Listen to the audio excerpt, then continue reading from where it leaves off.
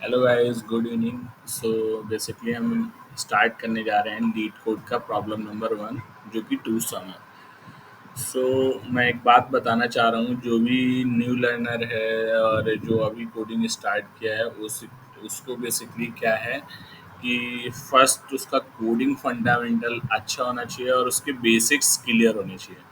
अगर हम DSC start करते हैं तो बेसिकली स्टूडेंट स्टक हो जाते हैं और वो प्रॉब्लम सॉल्व करने में इश्यूज फेस करते हैं।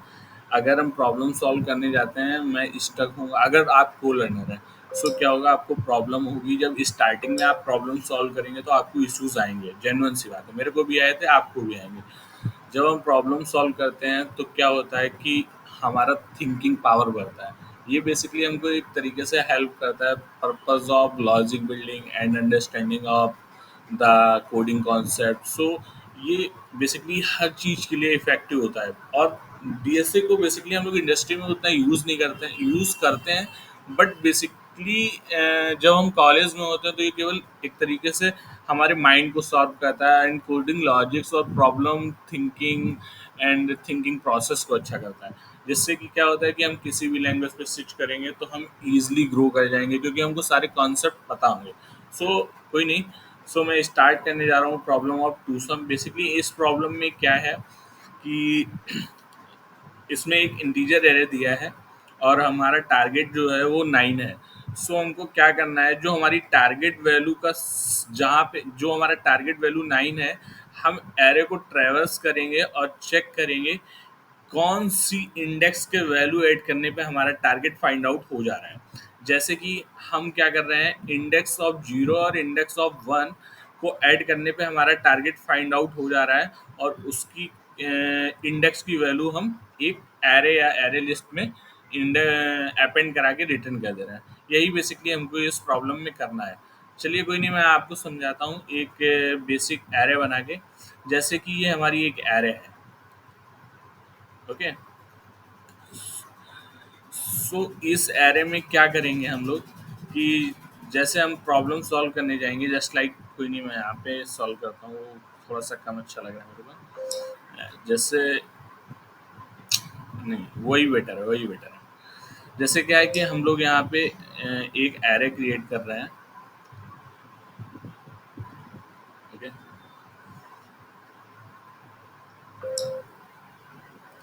और यहाँ पे मैंने डाला 2, 3, 1, 4, 6, 5 और 8।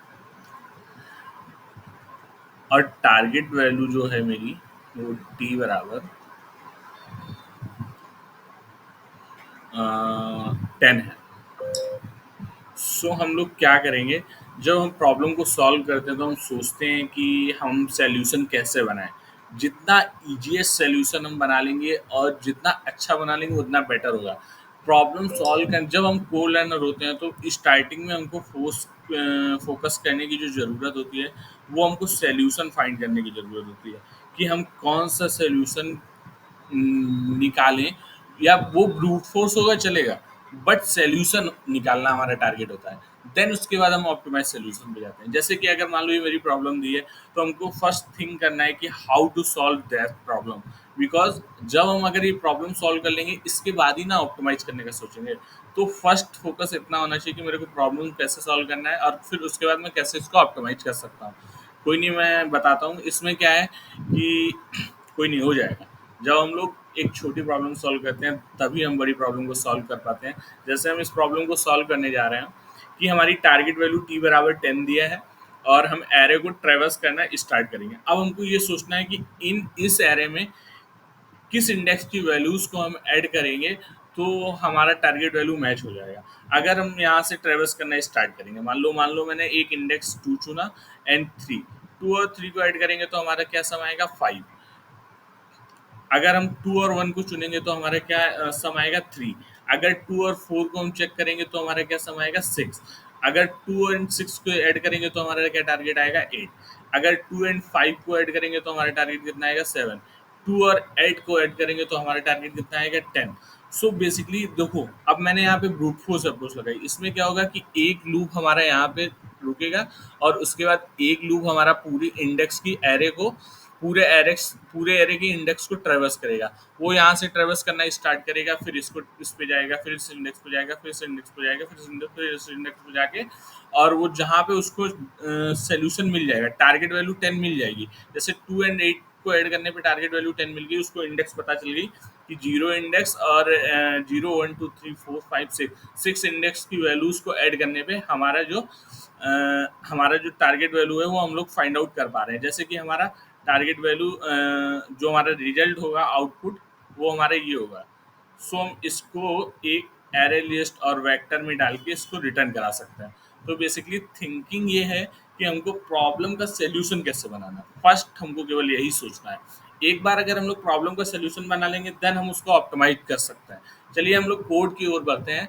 अगर किसी को कोई डाउट हो तो अभी पूछ सकते हैं। ठीक है, जैसे ये ठीक है, मैं सी प्लस प्लस में कोड को करना स्टार्ट करूंगा और फर्स्ट हमको बस यही सोचना है कि हम लोग प्रॉब्लम को सॉल्व कैसे करेंगे। अब हम लोग प्रॉब्लम को सॉल्व करने के लिए पहले सोचना था कि ठीक है, मैंने एक एरे लिया था।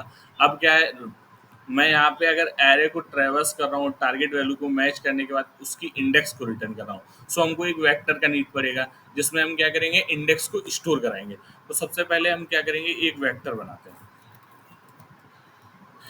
वेक्टर जो होगा वो हमारा इंटीजर होगा और उसका साइज हम क्या लेंगे वेक्टर का, नम्स,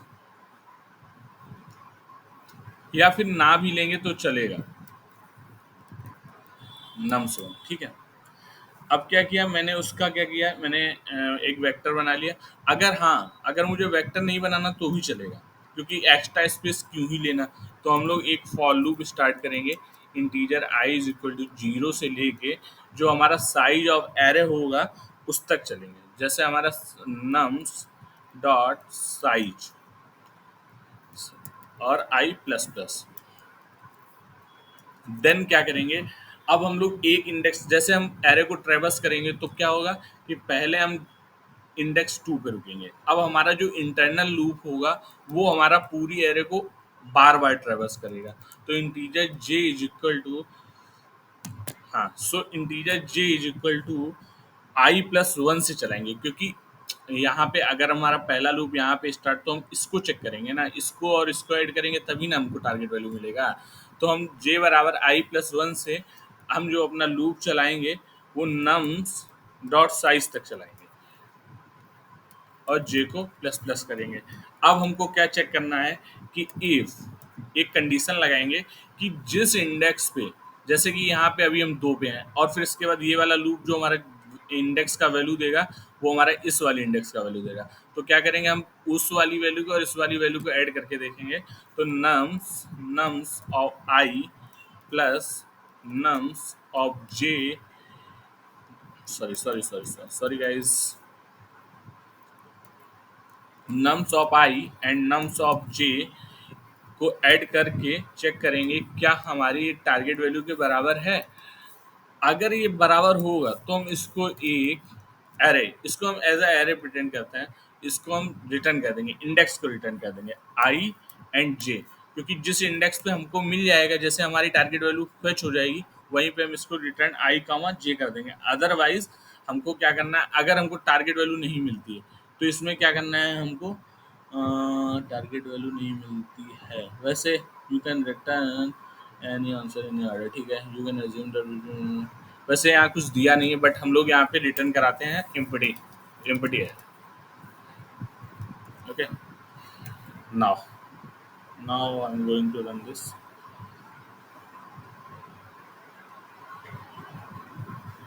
ओके, एक एरर आया है, क्या आया है एरर, हाँ ठीक है, वो सिंटैक्स इशू, सिंटैक्स।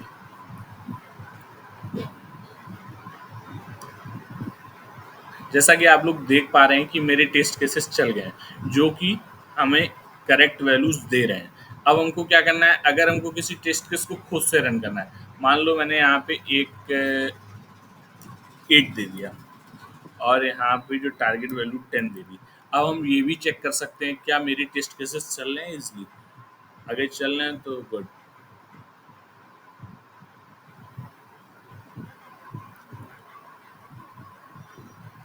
यस, मेरा सॉल्यूशन ईज़िली चल रहा है और उसने 30% लोगों को बीट भी किया है। सो क्या होगी हम लोगों की कॉम्प्लेक्सिटी क्या होगी इस कोड की? Order of n square. But इस कोड को अब हम ये सोच सकते हैं कि how can be optimize this code. अगर हम लोग इस कोड को अब ऑप्टिमाइज कर लेंगे तो उतना ही बेटर होगा हम लोगों के लिए। सो हमको क्या समझना है कि पहले प्रॉब्लम का सॉल्यूशन कैसे बनाना, देन हम ऑप्टिमाइज वे पे जाएंगे। सो हम नेक्स्ट वीडियो में मिलते हैं और ऑप्टिमाइज सॉल्यूशन लेके आते हैं इसका। Thank you.